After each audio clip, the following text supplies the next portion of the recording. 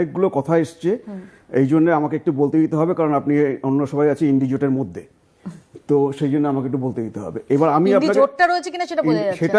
সেটাই বলছি, প্রথমে সেটাই বলে নিই।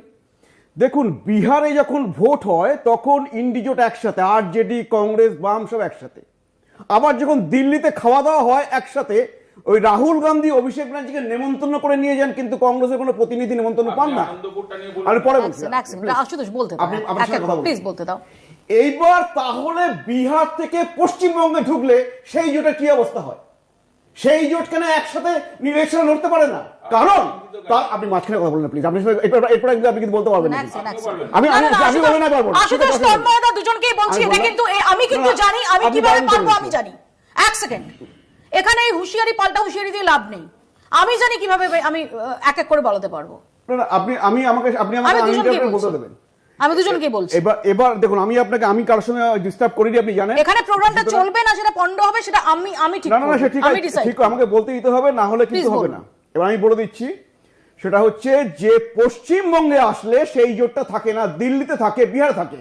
তার মানে কি হচ্ছে, পশ্চিমবঙ্গে এই বাম কংগ্রেস এরা হচ্ছে তৃণমূলের বি টিম, এরা হচ্ছে বিরোধী ভোটটা ভাগ করে তৃণমূলকে সাহায্য করতে চায়। সুতরাং বাম এবং কংগ্রেসকে একটি ভোট দেওয়া মানে ঘুরিয়ে তৃণমূলকে সেটা হচ্ছে সাহায্য করা। আর এই বামেরা 2019 সাল থেকে এই সেটিং এর তত্ত্ব বলে আসছে, কিন্তু 19, 21, 24 তাদের শূন্যের হ্যাট্রিক হয়েছে।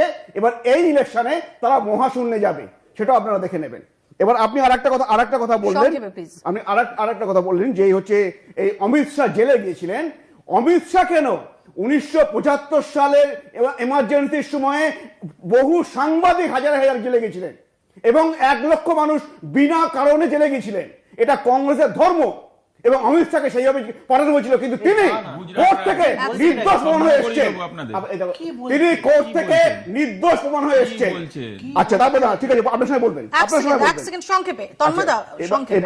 এবার কথা হচ্ছে, দেখুন কোনটা বলবো। এবার কথা হচ্ছে আপকি বার 200 পার, সেটা হয়নি। 2019 সালে তৃণমূল বলেছিল 42-এ 42, আমরা বলেছিলাম এবারে হাফ, সেই হচ্ছে 18 হয়েছিল।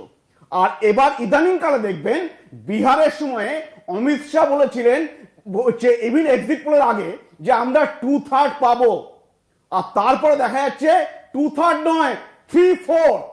সুতরাং আমার বিশ্বাস উনি যদি 50% ভোট বলে থাকেন, ওটা তার থেকেও বেশি হবে, কারণ মানুষ সেটা ঠিক করে নিয়েছে। আমি আসবো রেসপন্ড করতে।